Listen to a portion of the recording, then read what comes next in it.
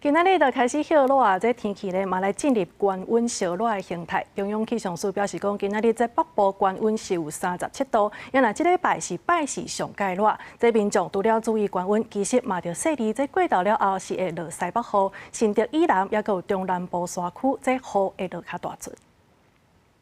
今天开始，其实温度就已经比较偏高了，尤其是在大台北这边，其实就已经有机会来到37度左右。同时，包括比较容易有高温发生的中部、南部的内陆地区、花东纵谷，其实温度上也有可能来到34到36度之间。我们目前有针对了大台北、高雄跟屏东发布高温资讯哦。那其他地方温度只要上升的也比较快，也不排除会有高温的36度高温以上发生的可能。